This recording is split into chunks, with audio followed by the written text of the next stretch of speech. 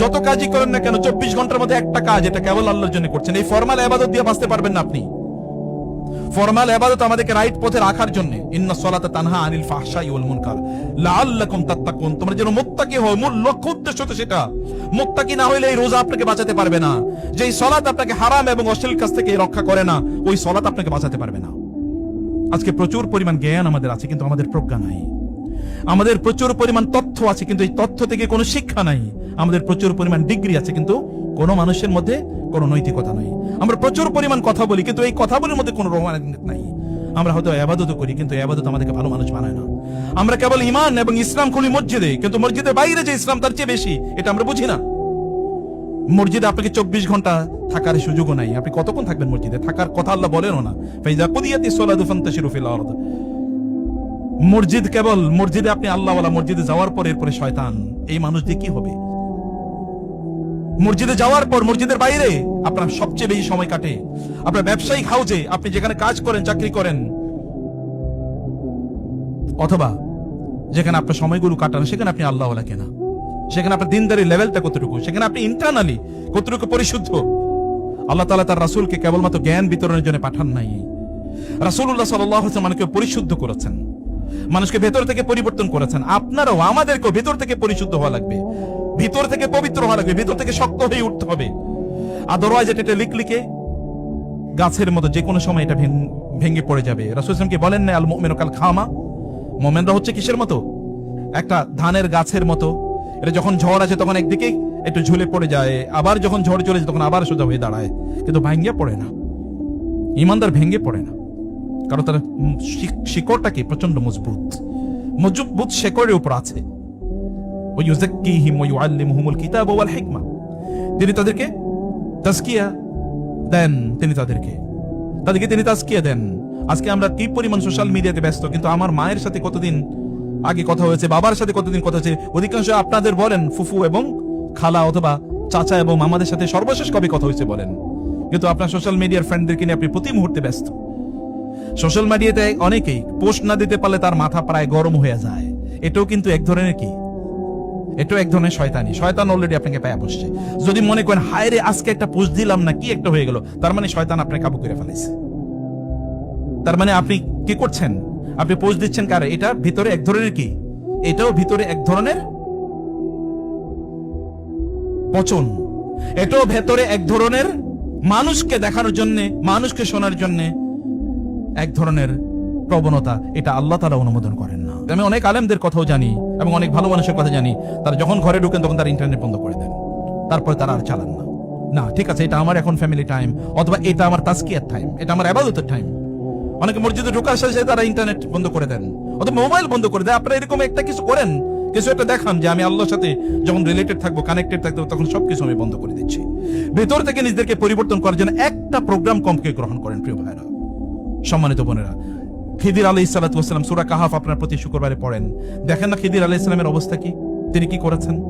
মুসা আলাইহিস সালাতু ওয়াস সালাম বারবার প্রশ্ন করছেন জানার জন্য, এটা কেন হলো, এটা কেন হলো, কিন্তু খিদির আলাইহিস সালামের কাছে much more important information and wisdom আছে। কেবল নলেজ দিয়ে, জ্ঞান দিয়ে আপনি বাঁচতে পারবেন না, পুঁথিগত বই দিয়ে আপনি বাঁচতে পারবেন না। আমাদের সাহাবায়ে কেরামের কয়টা বই ছিল, সালাফদের কাছে বই কয়টা ছিল? একটাই আল্লাহর কিতাব আর রাসূল সাল্লাল্লাহু আলাইহি ওয়াসাল্লামের কিছু কথা। তাও তারা এগুলো কত পরে এগুলোকে কালেক্ট করেছে বিশুদ্ধ। কিন্তু তারপরে দেখেন এই জগতে, এই জীবন, এই মানব জাতির মধ্যে তাদের চেয়ে সেরা কোনো মানুষ নাই। রাদিয়াল্লাহু আনহুম ওয়া রাদু আন, আস-সাবিকুনাল আউয়ালুনা মিনাল মুহাজিরিন ওয়াল আনসার। আল্লাহ সুবহানাহু ওয়া তাআলা তাদেরকে সেভাবে তৈরি করেছে। আমরা এখন রোবট বানাচ্ছি, আমাদের বাচ্চাদেরকে আমরা রোবট বানানোর রোবোটিক্স নামে এরকম সাবজেক্ট পড়াইতেছি, কিন্তু ও নিজেই যে রোবট হয়ে গেছে এটা আমরা বুঝি না। ওকে মানুষ, ও তো রক্ত মাংসে গড়া মানুষ হিসেবে জন্ম নিয়েছিল পৃথিবীতে, কিন্তু তাকে আমরা মানুষ বানাইছি কিনা? ভাইরা ভালো করে শুনুন, আপনার অট্টালিকা, আপনার এই ব্যবসা বাণিজ্য, আপনার এই চাকরি বাকরি, আপনার এই সম্পদ কিচ্ছু আপনার বাঁচাইতে পারবে না যদি আপনার সন্তানদেরকে আপনি মানুষ না বানান। আপনি নিজে যদি মানুষ না হন, আপনার নিজের মধ্যে যদি সেই মনুষ্যত্ব বোধ যদি তৈরি না হয়, আমি আপনাদেরকে সেই কথাই বলতে চাই। আজকে আমরা কি দেখতে পাই, যাদেরকে আমরা সমাজে দায়িত্ব দিই তারা আমাদেরকে হত্যা করার জন্য পরিকল্পনা করে, অথবা যারা যা এর আগে বলেছে সেগুলোকে তারা প্রত্যেকটা মুহূর্তে তারা ধ্বংস করে দেয়। আবার আরেক দল মনে করে ওইখানে গেলেই সব আমরা সমাধান করে ফেলতে পারবো। কোনোভাবে না আগে সমাজ পরিবর্তন করা লাগে। নবীরা যা করেছেন, রাসূল ইসলাম যা করেছেন, মক্কায় দেখেন যারা ঈমান গ্রহণ করেছে এরা কারা? মদিনার ভিত্তি তৈরি করেছেন তারা। মক্কায় যারা ইসলাম প্র্যাকটিস করেছিলেন এই বৈরী এনভায়রনমেন্টে, তারাই কিন্তু পরবর্তীতে গোটা পৃথিবীতে তারা ইসলাম ছড়িয়ে দিয়েছেন। আপনার নিজকে পরিশুদ্ধ করে নেওয়া দরকার। দারুল আরকামের ছাত্ররা 10 জনই জান্নাতের সুসংবাদ প্রাপ্ত সাহাবী, অথচ ছাত্র সংখ্যা ছিল 40-50 জন। এর মধ্যে 10 জনই আশারে মুবাশশারা। আমাদের পরিবারে এমন একটা আশারে মুবাশশারা তৈরি করেন না, রাতের অন্ধকারে দাঁড়িয়ে নামাজ আদায় করতেছে, আপনি জানেনও না।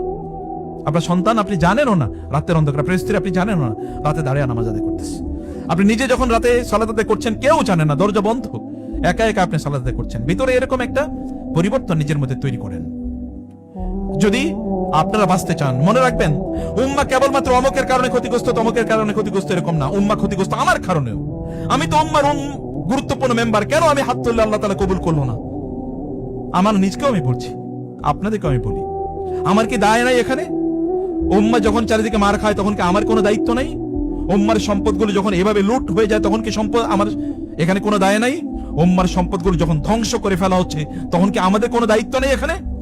উম্মার এমন কি সদস্য আমরা বানাইলাম যে সদস্য উম্মার এই কষ্ট দেখে তারা কাঁদে অথবা দুহাত তুলে আল্লাহকে বলে, আল্লাহ তুমি এই সমস্যা থেকে আমাদেরকে মুক্তি দাও?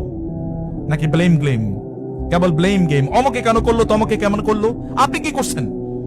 আপনারা কি করেছেন? সামষ্টিকভাবে আপনাদের অবদান কি উম্মার জন্য, জাতির জন্য? আপনার ফ্যামিলিতে আপনি কি করছেন? ফ্যামিলিতে এরকম একজন সালাউদ্দিন আইয়ুবী বানানোর কোনো প্রজেক্ট আছে? একজন খালিদ ইবনে ওয়ালিদ বানানোর কেন প্রজেক্ট আছে? কেবল কোন স্কুল, কোন কলেজ, কোন মাদ্রাসায় ভালো ভর্তি করাবেন, এরপরে কি সার্টিফিকেট নেবে, তারপরে কোথায়? আমি এরকম অনেক আলেমের দেখি যে তাদের সন্তান ওই বিশ্ববিদ্যালয় থেকে একটা সেকুলার সাবজেক্টে বিশাল ডিগ্রি অর্জন করছে, এখন তিনি ওইটা এরপরে কয়েকশো লোকের দাওয়াত দিয়ে খাওয়ায়। আমার কাঁদতে মনে চায় যে এইটা কি, এটা কি? তাহলে অন্যদের মধ্যে সেকুলার আর আপনার মধ্যে পার্থক্য কি? আপনার মধ্যে পার্থক্য, আপনি তার মধ্যে কি ওয়ার্ল্ড ভিশন কি তৈরি করে দিচ্ছেন? তার মধ্যে কি আছে? সে কি উম্মার জন্য চিন্তা করছে কিনা, বা উম্মার জন্য তার অন্তরে দহন বা জ্বলন আছে কিনা? প্রিয় ভাইরা, আমাদের সন্তানরা তাদের মধ্যে নৈতিকতা তৈরি হচ্ছে কিনা, আমাদের মধ্যে নৈতিকতা তৈরি হয়েছে কিনা? এবং আমরা যখন কোনো কাজ করি তখন সেই কাজটি করার ক্ষেত্রে আমার দর্শন কি থাকে? আমরা কতটা আত্মকেন্দ্রিক? এই যে আপনাদের কথায় আপনি চিন্তা করেন, আমি নিজে ইনকাম করেছি অথবা আমি নিজেই খাবো, আপনার ইনকামের মধ্যে উম্মার কোনো অংশ নাই? আপনি কেবল নিজের জন্য আয় ইনকাম করবেন, ব্যবসা করছেন, উম্মার জন্য কোনো সম্পদ নাই, এখানে অংশ নাই। কেবল নিজের জন্য করবেন, আপনি চাকরি করছেন কেবল নিজের জন্য। আপনি যেটা করছেন এটা উম্মার কতটুকু কাজে লাগতেছে? বাস ইসলামের, দ্বীনের, আল্লাহর জন্য কতটুকু করছেন আপনি বলেন? সবে তো নিজের জন্য করলেন, আল্লাহর জন্য কতটুকু?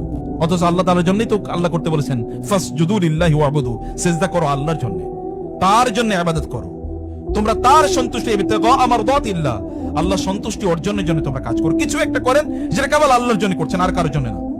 জীবনের একটাই, ভালো করে শুনুন, যত কাজই করেন না কেন 24 ঘন্টার মধ্যে একটা কাজ, এটা কেবল আল্লাহর জন্য করছেন। এই ফরমাল ইবাদত দিয়ে বাঁচতে পারবেন না আপনি। ফরমাল ইবাদত আমাদেরকে রাইট পথে রাখার জন্য, ইন্নাস সালাতা তানহা আনিল ফাহশাই ওয়াল মুনকার লাআল্লাকুম তাত্তাকুন, তোমরা যেন মুত্তাকি হও। মূল লক্ষ্য উদ্দেশ্য তো সেটা।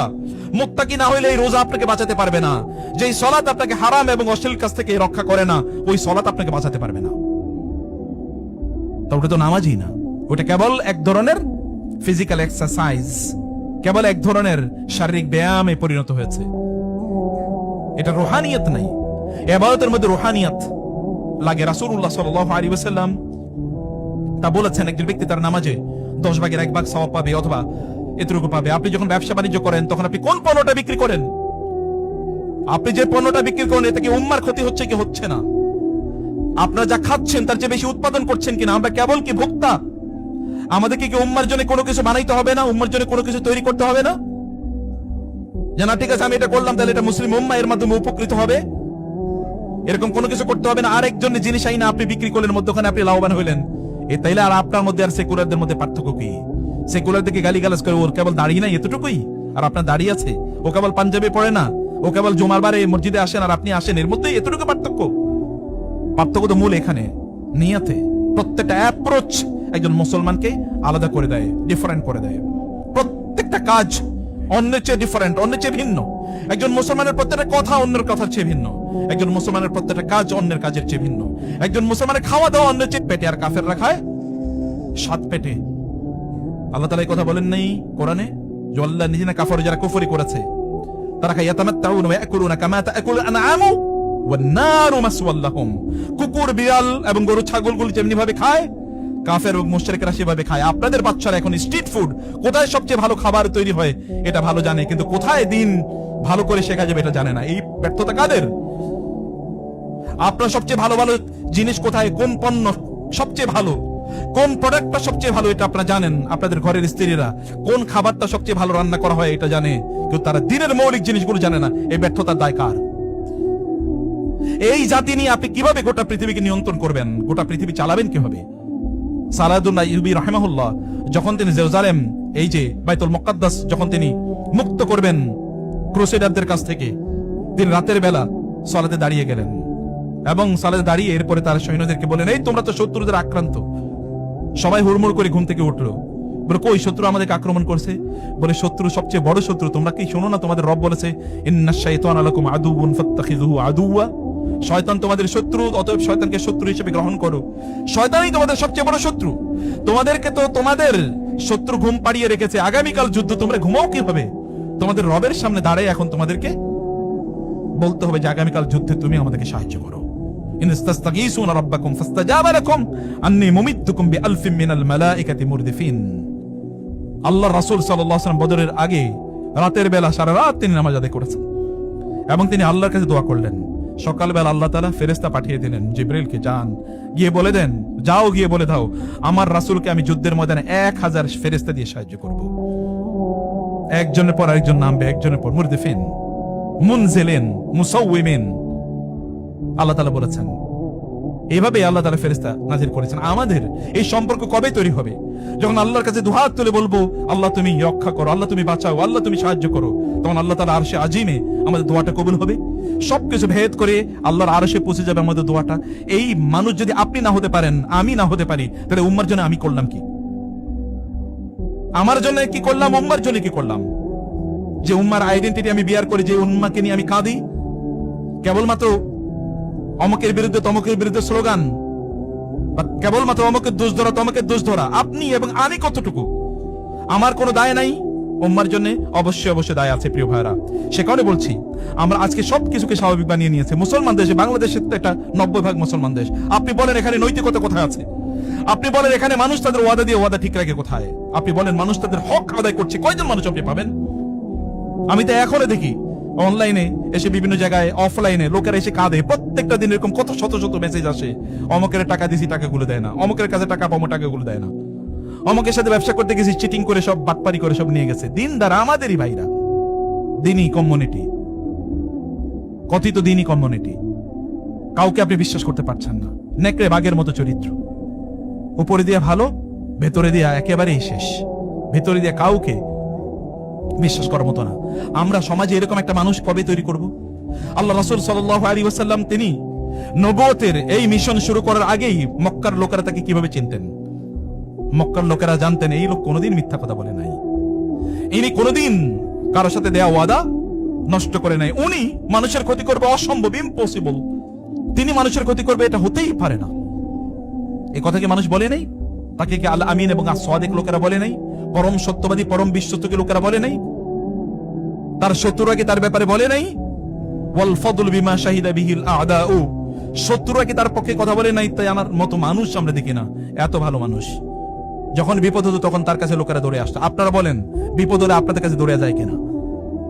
বা বিপদ হয় আপনারা খবরই রাখেন কিনা? এই মসজিদে যারা আছেন আপনারা নিজেকে একবার প্রশ্ন করুন, সমাজে একটা বিপদ হয়েছে, এখানে কারে পাওয়া যায়? আপনাকে পাওয়া যায় কিনা? সমাজের লোকেরা কি মনে করতে পারে যে এই লোকটার উপর আমরা আস্থা রাখতে পারি, বিশ্বাস রাখতে পারি, এই লোকটা আমাদের ক্ষতি করবে না? ইয়াং তোমরা যারা আছো একবার তোমরা চিন্তা করে দেখো, তোমার ক্লাসমেট যে মেয়েরা, তোমরা তো মিক্স এডুকেশনে পড়ো, তোমার ক্লাসে যে মেয়েরা পড়ে, এই মেয়েরা কি বলতে পারবে যে এই ছেলেটা আমাদেরকে একবার চোখ তুলে তাকায় নাই? এরকম একটা মানুষ কি আমাদের দরকার না? এরকম একটা মানুষ দরকার না? সাহাবায়ে কেরাম, ওই যুগের সাহাবায়ে কেরাম তোমাদের মধ্যে পাওয়া যেতে পারে। সাহাবীদের সেই চরিত্র তোমরাও লালন করতে পারো। সাহাবীদের চরিত্র তো তারা তো মানুষ ছিল, তারা তো নবী না যে ঠিক আছে নবী আল্লাহ তাদেরকে স্পেশালি প্রটেক্ট করেছেন, তারা তো মানুষ। তো তাদের মধ্যে সেই চরিত্র তৈরি হলে আমাদের মধ্যে সেই চরিত্র কেন তৈরি হবে না? আমরা কেন সেটা তৈরি করতে পারবো না? সাহাবায়ে কেরাম রাদিয়াল্লাহু তাআলা আনহুম তারা যখন হাত তুলতেন আল্লাহ সুবহানাহু ওয়া তাআলা এর কাছে আল্লাহ সুবহানাহু ওয়া তাআলা তার সাথে সাথে কবুল করে নিতেন। সাহাবায়ে কেরাম রাদিয়াল্লাহু তাআলা আনহুম উম্মাহর জন্য কাঁদতেন। তারা অন্তর থেকে বিশুদ্ধ ছিলেন, তাদের খুব বেশি কিছু ছিল না, তাদের জ্ঞান এত বেশি ছিল না, এত বেশি পড়াশোনা তারা করেন নাই, এত কিছু জানারও তাদের সময় নেই, এত বিশাল সভ্যতা, এত বিশাল সংস্কৃতি, এত বিশাল শিক্ষা প্রতিষ্ঠান কিছুই তাদের ছিল না, কিন্তু তাদের মধ্যে ছিল যেটি, তাহলে ভেতর থেকে ভালো মানুষ। ওই যে আল্লাহ তাআলা বলেছেন তাদের ভেতর থেকে তারা ভালো মানুষ ছিলেন, তাদের ইখলাস ছিল এবং তাদের আল্লাহর সাথে তাদের রিলেশন ছিল, সম্পর্ক ছিল, সেভাবে তাদের নিজেদেরকে তারা তৈরি করে নিয়েছেন।